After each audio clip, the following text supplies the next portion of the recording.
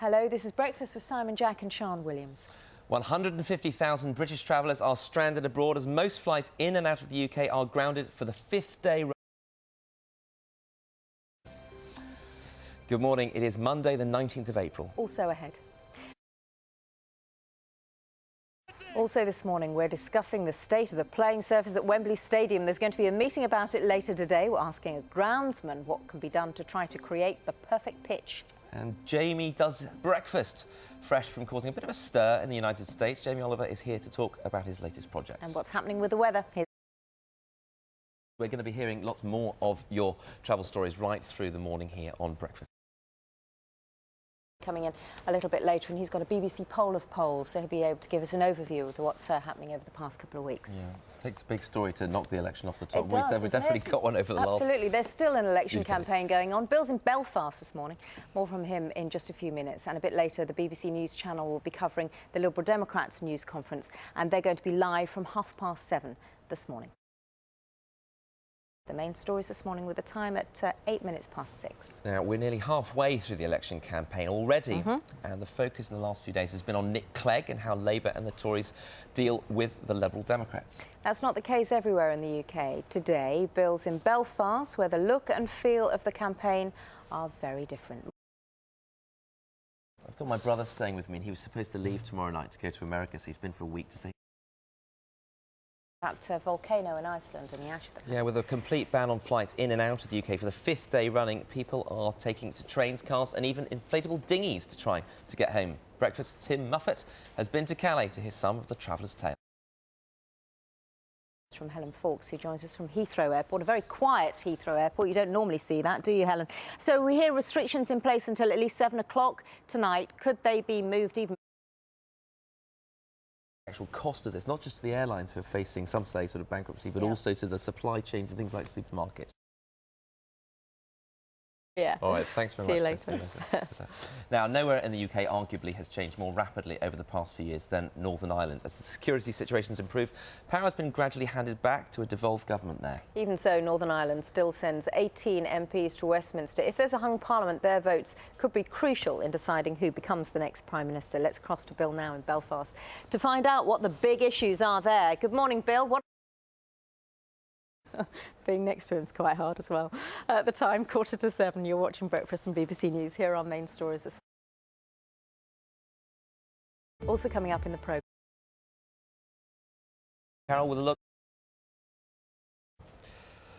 The British National Party is fielding more than 300 candidates in the general election, so it's represented in nearly half of all the constituencies across the UK. Tomorrow, the party publishes.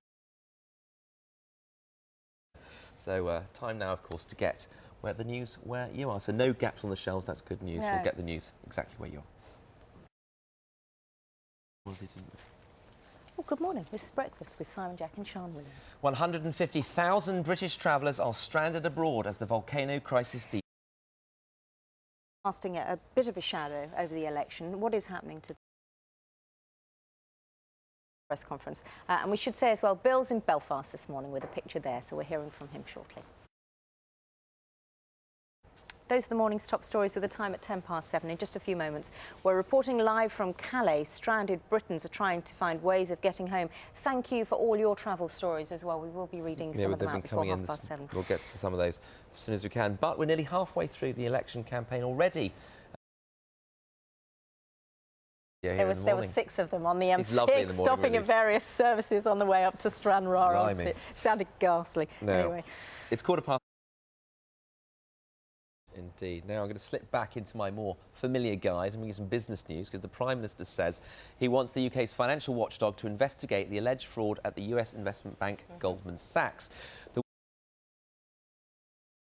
Of Flybe, finding exactly how much money he's losing and when he hopes to get things back on the road. That'll be or in the sky. In the sky. Well, yes, we heard somebody over the weekend on Breakfast who said as long as that volcano is still erupting and ash is still in the air, it's going to be very difficult. But there have been some test flights conducted by KLM, British Airways. We had the boss of British Airways in the air himself. To see whether it actually does damage the airline. So more on that later. Much more still to come on Breakfast this morning, including some of your tales of being stranded abroad. Now, though, it's time to remind you that the BBC News channel is about to begin its in-depth coverage of the election campaign.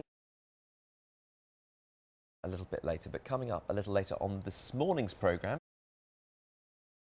In the meantime, though, time to get the news where you are. Paella? I never know. Let's call the whole thing off. Yeah. Tomato. Hello, Carol. Good morning. Well, the weather's not too bad in the south of the country today, but for many of us, it's looking so still relatively settled. Is the wind helping or hurting the situation at the moment? Do we know anything more on that? With the volcano? Yes. The main thing is if the volcano keeps erupting. Job they did too. Nick Hyam reporting. Our own crash test dummy. Absolutely. We've got a full news summary coming up for you with all the news on the volcanic ash cloud and how it's affecting travel plans. What happens, doesn't it, Ben? So the Cobra meeting starts at 8:30 this morning. What are they looking at? Thanks for the moment. Ben Wright, they're talking about that one poll and saying it is just one poll. And we've got Ben Page, who works for Ipsos Mori. This is the morning's top stories of the time at 8 minutes past 8. A bit later on, we've got Jamie Oliver coming into the studio, and he's brought some cake in. Well, let's hope so.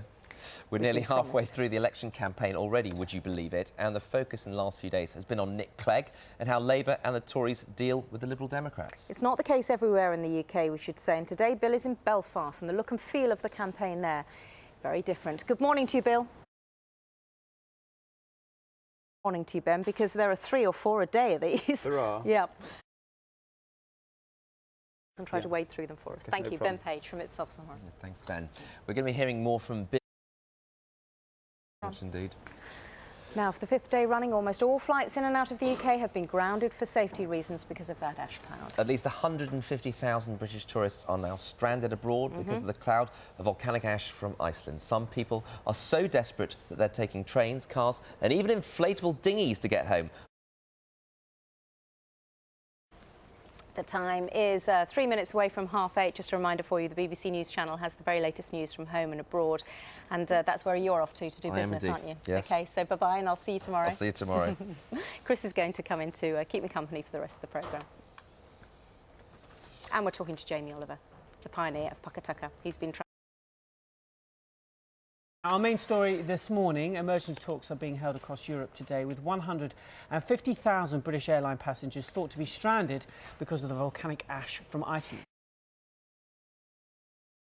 Well, what about long haul? Loads of people writing into us this morning, you know, they're stuck in Toronto or America. A couple of teachers saying they're not going to get back because they're stuck in Tenerife. 20 of us are due to fly to Florida on Saturday for a wedding, the bride and groom included. Spare a thought for them. How people are either going to get back or... Also, it's, I suppose, a little bit easier if you've got a bit of cash in your pocket, Yeah. but not everybody has got that cash. Them have done a test flight. British Airways have done a test flight. Yes, they had their chief executive, Willie Walsh, on board. Yes, they have. And they came back and said they didn't notice any damage to the engines flying through the ash cloud. Yes. Thank you very much. Thank you very much. Just a reminder, by the way, because we were telling you about the air extensions and so hopes that flights in and out of the UK could recommence soon. Dash today because the flight ban will stay in place until at least 1 o'clock tomorrow morning. That was a It was, yeah, one person. He had to rethink his travel arrangements. It was our Bill Turnbull. Yes, he was due to fly to Belfast. And came back Yeah. with a different accent and a different, well, a whole different backstory, really. Yeah, basically, me and Bill just came back. Hi, you know, I'm going to put on a Scottish accent. You're going to see right through him. How Yeah, of did you course. pull it off? Interesting about a book, it starts with you in a really, really low place, doesn't it? Yeah. And you've sort of taken too many pills, and then your sister discovers you, and you know, was that a consequence of continual lying? Well, yeah, Somebody I could else's never say I identity. did all that, you know, because I hadn't. I'd done it as Brains McLeod. Expert. Don't give me a listening polygraph in. or nothing. No, well, we've got one, haven't we? She's doing the weather. Oh, It's Carol checking Yeah. out the Scottish Yeah, accents. Exactly. We'll ask her. Yes, was it genuine, Carol? Carol. A few years ago, the writer Jon Ronson set out to investigate attempts by the US military forces to use psychic powers. Yes, that's right, psychic powers. He wrote up his findings in a book, The Men Who Stare at Goats. Yes, they are astonishing revelations, and they inspired the star-studded comedy movie of the same name. We'll be asking Jon All about it in a moment, but first let's see a clip of Ewan McGregor and George Clooney from the film. Jon's with us now. Yeah, fighting with a mind. And just, I mean, that was real. Based on Jim Channon. Actually, exactly like Jim Channon. Identical to Jim Channon. And that scene, again, happened in real life completely with the... Happy with the product of the film? Yeah, very much so. I mean, it's different to my book. My book's... By psychic energy, having done the book and watched the film. I had a death there from Sian once, and that nearly killed me. No, need you. And the film's out on DVD now. Funny. Jamie Oliver's going to be here in just a moment. But first, let's have a quick look at what's happening where you are. Me, don't they? They do. They do. You brought in some cakes. You got some. Come back with enthusiasm and a spring in your step, and a bit more cultural sort of, you know, ideas in your head. So and it is interesting to see how different cultures embrace food in a way that we don't. So in the Marrakesh programme, kids taking their mother's dough. Very much. Thanks for for coming in. having We me. didn't even do it. Thank you very much, Bill. He did get his food in the end, didn't he? Love the waistcoat, really nice. That's it from us this morning. Tomorrow, Meatloaf will be here. Yeah. See you tomorrow. Same Bye-bye. time, same place. 6 o'clock. Thank you very much.